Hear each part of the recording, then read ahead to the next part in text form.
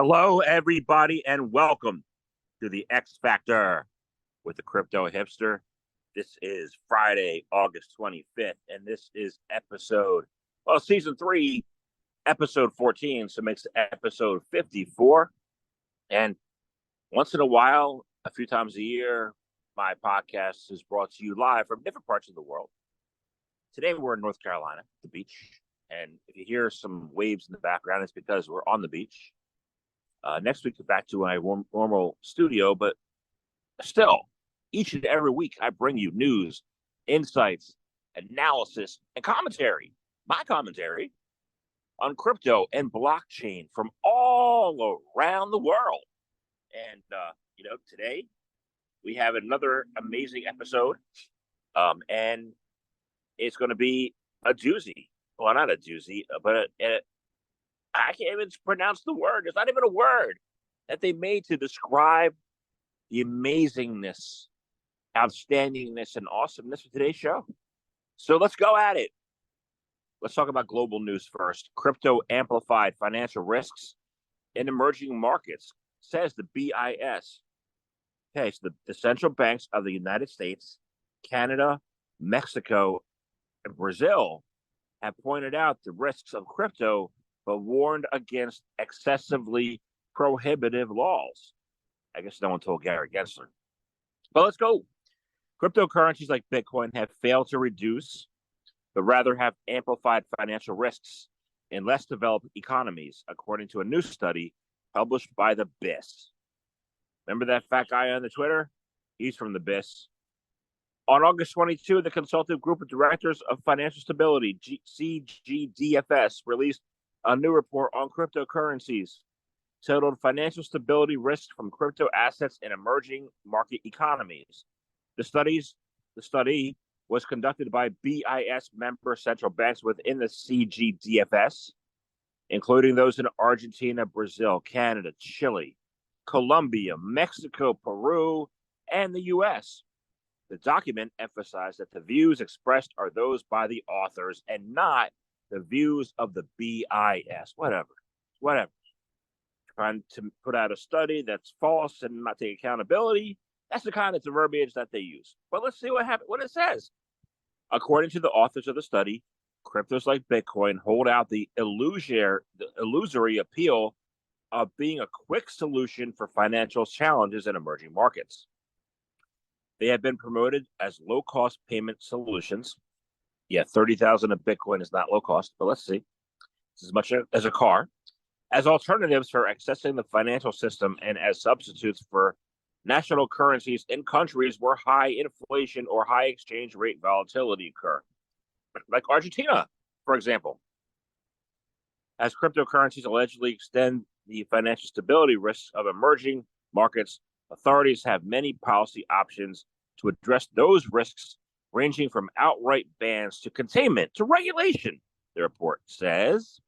At the same time, there are also risks if central banks and regulators react in an excessively prohibitive manner, the paper reads, adding that such policies may drive crypto activities into the shadows.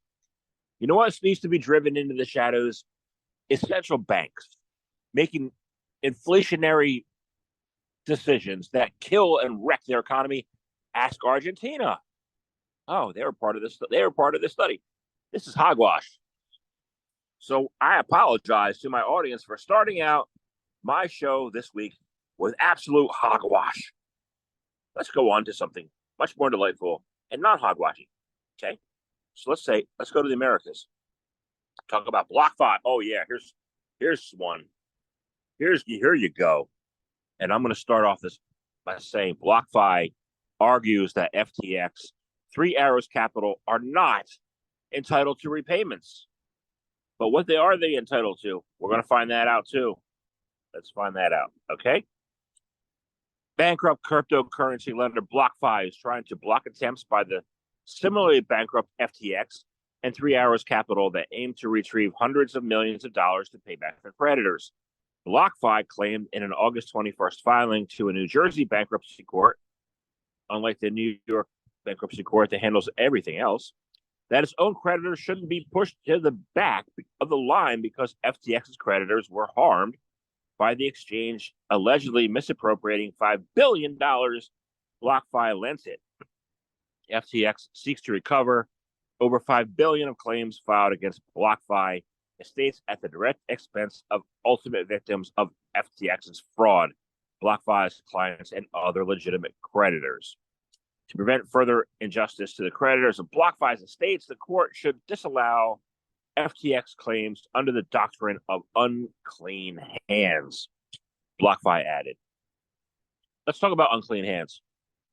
Let's talk about, there was an influencer, wasn't there? An influencer out there who kept saying, BlockFi rocket ship to the moon, BlockFi rocket ship to the moon.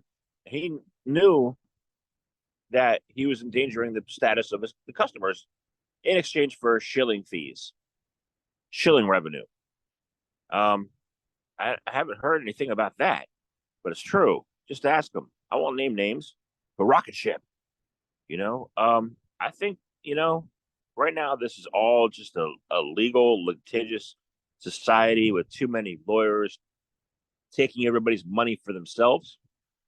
And the real innovation in technology will be when there's a Bitcoin equivalent to the bankruptcy system in the US.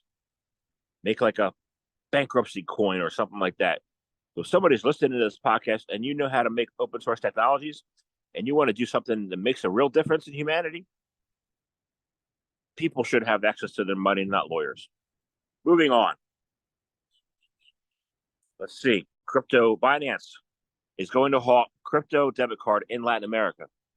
So moving out of the US because we have, this litigious society where the lawyers make money by taking everybody else's money that they work so hard for in their whole entire lives and making it for themselves. They really make out. But let's talk about Latin America instead because I want to get out of the US right now.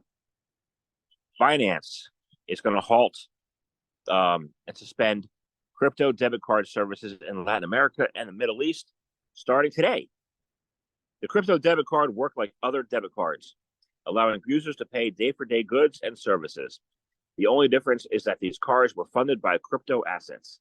The crypto debit card services in Latin America and the Middle East will be terminated by September 21st, but the exchange claimed refunds and disputes can still be processed until December 20th, 2023. What's happening to Binance? CZ, what's happening?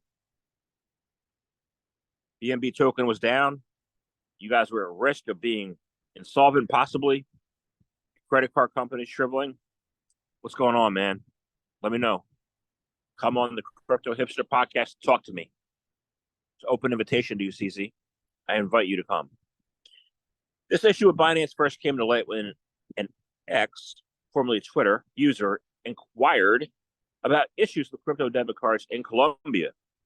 Binance responded to the query with an announcement suggesting that the debit card services will be suspended starting August 25, without clarifying what led to the decision. Okay, well, yeah, that's how it is. So CZ, please come on board on my show. People will be happy to hear from you.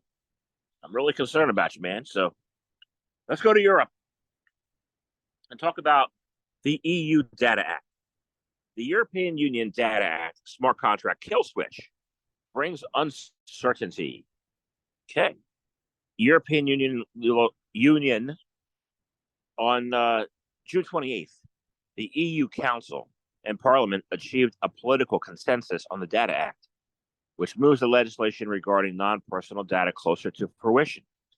Thierry Breton, European Union Commissioner for the Internal Market, described the agreement in a post as a milestone in reshaping the digital asset space.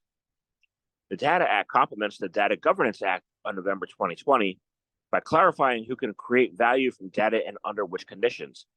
It stems from the European Strategy for Data, announced in February 2020, which also aims to position the EU as a regulatory frontrunner in the era of data-driven society. The Data Act is part of the EU's wider data strategy aimed at making Europe a global leader in the data agile economy. In simple terms, the Data Act proposes new rules on who can access and use data generated in the EU across all economic sectors. For the Data Act to become law, it must be approved, of course, by Parliament, Council, and the EU. And once again, with the micro regulation, the crypto sector is facing a major challenge here. Major. Oh, yeah, major. The problem with the EU law could permanently change the use of smart contracts in the European Economic Area and have a kill switch. And that kill switch is could terminate or halt in the event of a security breach. There's a lot of security breaches in crypto right now, but many experts in quotation marks, by the way, contend that the current definition of smart contracts in the Data Act is broad, fearing it may lead to unintended consequences for existing smart contracts on public blockchains. That's a concern. To have a kill switch, Ethereum could end the world. Bitcoin can end inflation. Let's see. That's my thoughts. Let me know your thoughts on anything I brought up so far today. Let me know your thoughts on the kill switch. And let's go to the UK. UK considers blanket ban on crypto investment cold calls. There are cold calls. Oh. As the United Kingdom prepares for a ban on finance-related cold calls, His Majesty's Treasury has issued a consultation paper, and it is calling for evidence to gauge the full impact on businesses and the costs associated with introducing and implementing the ban. On May 3rd, the UK government announced an ambitious fraud strategy, which would involve adding 400 new jobs to update its approach to intelligence-led policing. The National Crime Agency estimates that fraud costs the country approximately $8.7 billion annually. The government will not tolerate this behavior, said Andrew Griffith, the economic secretary to the Treasury, while criticizing the rising cold calls for financial services and products that often target the most vulnerable members of society. Yeah, I get cold calls. I get them. What do I get cold calls on? Oh, this is the police fund. Please donate to us. This is the fireman's fund. Please donate to us. I also get cold calls saying, hey, we're going to send you an Amazon $500 gift certificate. Just give us all your personal information. Or solar panels. That's a big thing. I haven't yet in the U.S. to receive cold calls regarding crypto, but it's highly possible. And there are scammers all over the world, especially like in Iran and Pakistan, who use bouncing off numbers around the U.S. to try to, get people to hand over their information or trick people. That's a real problem. And if you do that in crypto, what happens is if transactions are on the blockchain, so you guess you can find out who it is, from whose wallet it is, where they're from, and then go get them. I'm in favor of going in to get them. Go get them. And if you're listening to the call, you receive one of those scam calls, hang up. Don't take it. Just be like, did I ask you to call me? And I say, well, I didn't ask you to call me. Bye. And hang up and, tell them where to go. Or if you really, really, really don't like them, there are some other things you could say, but let's go to Spain, because I'm not going to say those on my show because they're not very nice, but you get my hint. You get my drift. We're going to drift to Spain. Spain launches an AI regulation agency in bids to become an industry leader. Spain, which has the best food at 10 p.m., 11 p.m. at night, by the way, has become one of the first countries in the EU to establish its own task force for regulating artificial intelligence. The Spanish Agency for the Supervision of AI, AESIA, should guarantee, along with the National Digital Strategy, that AI development in the country will be inclusive, sustainable, and citizen-centered. On August 22, the Council of Ministers approved a royal decree establishing the ASIA. The agency will be formed by joint efforts of the Spanish Ministry of Finance and Civil Service and the Ministry of Economic Affairs and Digital Transformation.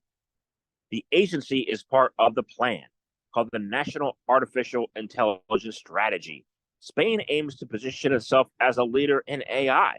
According to the press release, it became the first EU country to establish a special agency for AI. How do you think that's going to go? What are your thoughts? There are some AI tokens in in Spain and Europe. I don't know where Chainlink is based out of, where RLC is based out of, or any of the AI band. I don't know. There are some AI coins. There are a lot of them. Spain might become a hub for AI coins. We'll see. Let me know your thoughts. Could be wrong. I know one thing. It's not rocket ship. Germany proposal screening Chinese investment in AI. So Germany is also talking about AI and related sectors. The vice chancellor of Germany has reportedly proposed tightening the screening process for foreign direct investment from China, according to reports from local media outlets.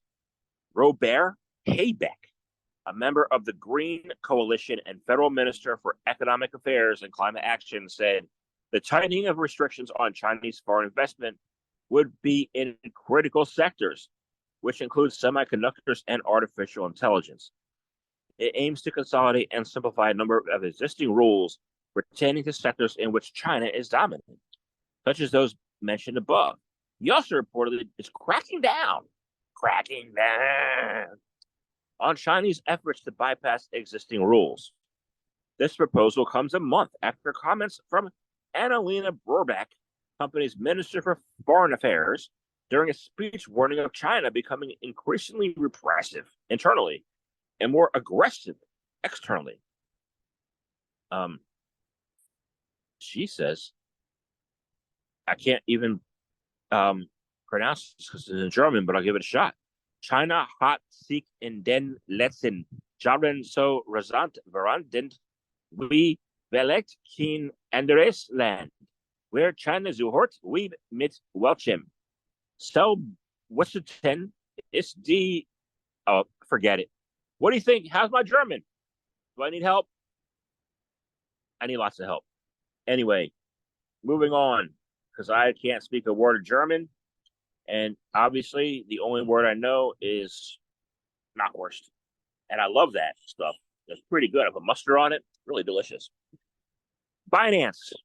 And we're going to Russia, right? And here's Binance. All over the news. Again, CZ, if you're listening, I welcome you to speak with me. We'll have a beautiful podcast together. And it'll be amazing and awesome. And yeah. But Binance Nubs barred Russian banks on its platform as yellow and green cards. Binance's peer-to-peer cryptocurrency exchange in Russia has continued facilitating transactions through sanctioned banks like Rosbank, despite denying relationships with any banks. On August 23, multiple news sources reported that Binance P2P has renamed some of its troubled payment options for withdrawals and deposits, namely the sanctioned Russian banks like Tinkoff and Rosbank. The P2P exchange replaced the bank's names Tinkoff and Rosbank with terms like yellow and green cards. At the time of they did this, P2P offers customers the use of local cards to sell crypto like Tether to Russian rubles and receive them on sanctioned Tinkoff or Rosbank. Let me know how that's going to go. Let CZ know I'm asking about them. All right, let's go. Asia. We're going to start off in Hong Kong. Okay. Hashkey to start Bitcoin and Ether retail trading in Hong Kong. Here's a country that's doing it right. Asian cryptocurrency exchange Hashkey is set to start offering Bitcoin and Ether crypto trading services to retail customers in Hong Kong starting Monday. According to a local media report. Oh boy, here's the local media reports again. Investors will only be allowed to invest up to 30% of their net worth into cryptocurrencies when using the platform. Hashkey became the first crypto exchange in Hong Kong to get regulatory clearance to offer crypto trading services to retail traders after upgrading 2 major licenses issued by the country's Securities and Futures Commission. The first license, known as Type 1, made way for Hashkey to start a virtual asset trading platform under Hong Kong security laws. The second license, called Type 7, allows the crypto exchange to provide automated trading services to both institutional and retail users. Apart from Hashkey, there's another platform called OSL that also received a regulatory nod from the SEC there to offer Bitcoin and Ethereum retail trading services. Let me know how that's going to go. Let me know your thoughts. How and why is Hong Kong doing it right? You love to see somebody doing it right. That's Hong Kong right now. So let's go over to their neighbor, the country that kind of owns them a little bit or a lot. I don't know. The relationship is there. No one really knows for real and genuinely and authentically. China. China proposes to bring its social credit system to the metaverse. China is looking to implement a system akin to its social credit system in the metaverse and other online virtual worlds. Politico reported on August 20 that the state-owned telco China Mobile has proposed a digital ID for all metaverse and online virtual world users that work with natural characteristics and social characteristics. Rocket ship. The proposal states to keep the order and safety of the virtual world. The ID would harbor a slew of personal information and identifiable signs, including a person's job, and suggested such data be permanently stored and shared with authorities on said rocket ship. An example of the benefits of the system was provided with a problem that user that spread rumors and mixed chaos in the metaverse, with digital ID allowing police to quickly find and punish the person. The proposal mirrors China's social credit system and an in-development infrastructure designed to improve behavior that scores and ranks citizens across various metrics. It has also been used as an enforcement tool. So policing the metaverse. How's policing the metaverse going to go for China? What are your thoughts on that? Let me know. I'm really intrigued. So then we'll go to Thailand. Thailand threatens Facebook over crypto scams and fraudulent ads. Thailand is planning to seek a court-issued shutdown order against Facebook unless it takes steps to deal with alleged investment in crypto scam ads on its platform. On August 21st, the Ministry of Digital Economy and Society stated over 200,000 people had been duped by Facebook ads that touted crypto scams, investing in fake businesses and fake government agencies such as the Securities and Exchange Commission. Popular tactics used by the scammers include crypto investment and trading scams. Some ads also allegedly used images of celebrities and well-known financial figures, along with promises of up to 30% daily returns to lure people into schemes. The MDES Minister Shawut Thanakamanusorn said the ministry had been in talks and sent over to the Meta-owned platform the issue, but claimed it's failing. The issuer, which is Facebook, is failing to screen advertisers. The ministry is currently gathering evidence of the scam ads, which said it numbered over 5,300. At the end of the month, it's ready to ask the court to shut down Facebook. But Thailand wants to shut down Facebook. I can think of many other reasons why Facebook should be shut down. That's not one of them. But hey, to each their own. Let me know your thoughts. Let me know your thoughts on the benefits of Facebook. Like I use Facebook to keep in touch with my friends, like friends I went to high school with, friends I went to college with, friends that I grew up with, friends like I made along the way in the past many years. I keep up with them because they're like friends that I know. They're not friend tech friends who don't know me and who don't care about me and only want to make money off me. Actually, don't make money off me anyway. There's a big difference between Facebook friends, which is real friends, and fake friends. What are your thoughts on fake friends? Let me know your thoughts. Okay, so now I'm going to go stay in Thailand, and Thailand's next Prime Minister, Srettha Thavisin, which is a much easier name to pronounce than the other guy. He says he actually has a crypto history. He has a history of being in crypto. On August 27, Thailand's parliament elected real estate tycoon Srettha Thavisin as the country's next prime minister. Thavisin is best known as the former president and CEO of Sansiri, one of Thailand's largest real estate developers, which also has some background in crypto. Thavisin was the only candidate nominated by the Pheu Thai Party, receiving 482 votes out of a possible 747 in Thailand's parliament. His victory could potentially have implications for crypto in Thailand, as he was an active investor in the country's digital asset industry. Thabison quit as the Sincere CEO in April 2023, amid speculation that he would be named Thailand's next PM. He also let go of his 4% stake in Sincere at the time. How's Thailand's future look with this man as the new prime minister? Let me know your thoughts. It looks like a beautiful, huge jet just flew over the beach, and I'm really hoping that you heard what I had to say, because I'm not going to repeat it. Aha. Let's go. India. Let's talk about P2P scams. Since we already talked about P2P scams in Thailand, let's talk about P2P scams in India. So the P2P scams in India are showing that digital asset education is needed. Well, it is. It is.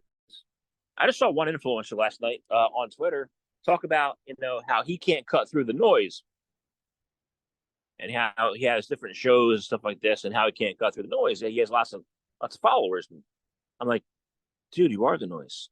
I'm looking at the background, I'm looking at the work experience or lack thereof, saying, man, you are the noise. So education, got to look at who you're receiving education from, what their actual work experience is, what their actual background is, and if they're like a product manager for a year and then they have no other work experience, or I don't know, have no experience in finance or technology or never worked ever, maybe you shouldn't listen to them, stuff like that. But there are other things about education that are important.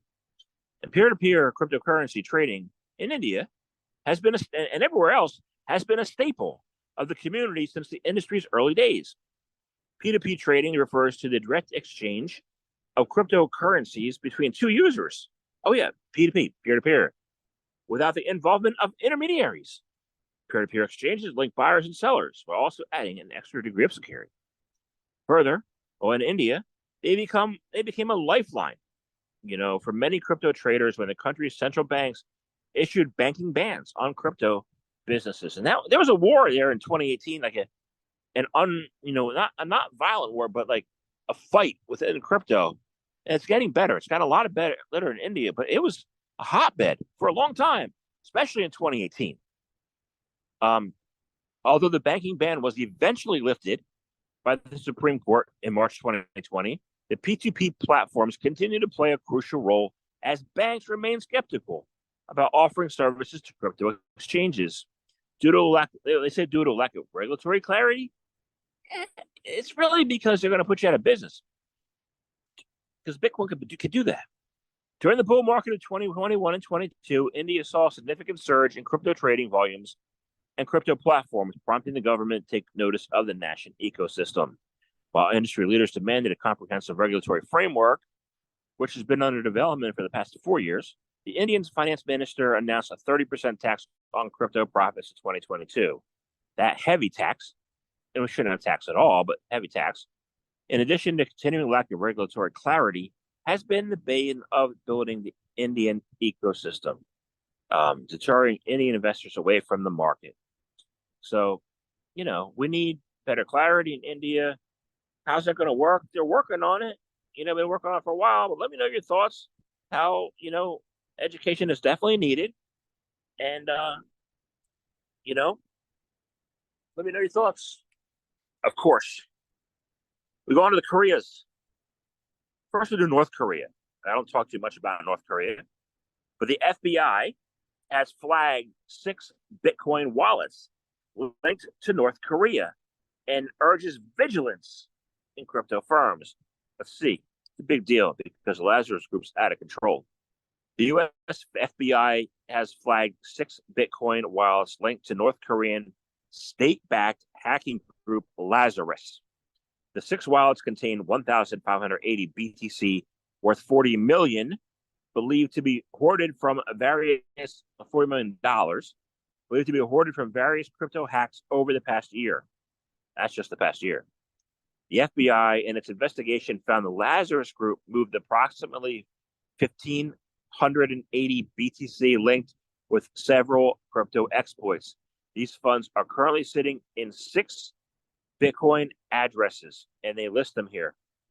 And I'm not going to list them to you because they're really long, but the FBI has warned crypto companies that the movement of funds linked to the infamous North Korean hacking group could be a sign that they're looking to sell.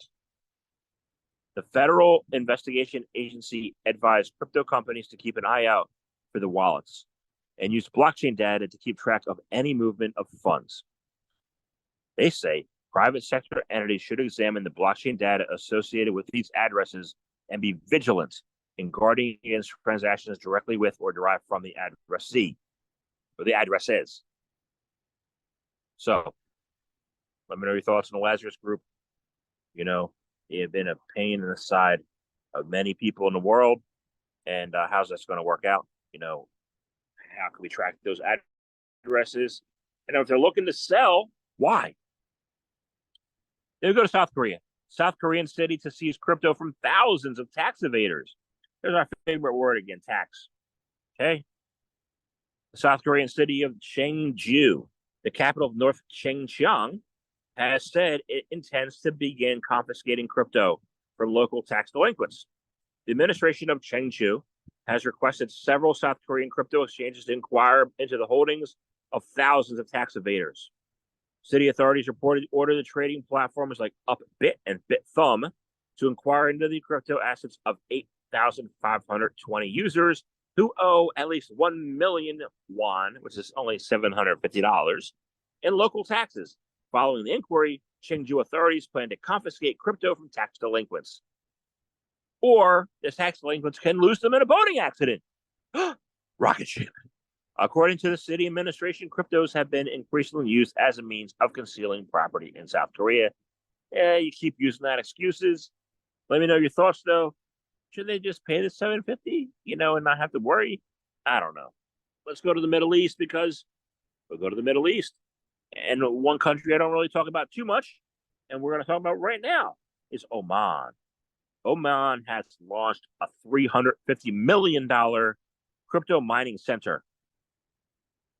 The Sultanate of Oman has launched a new crypto mining center, the second mining facility to open in the past 10 months.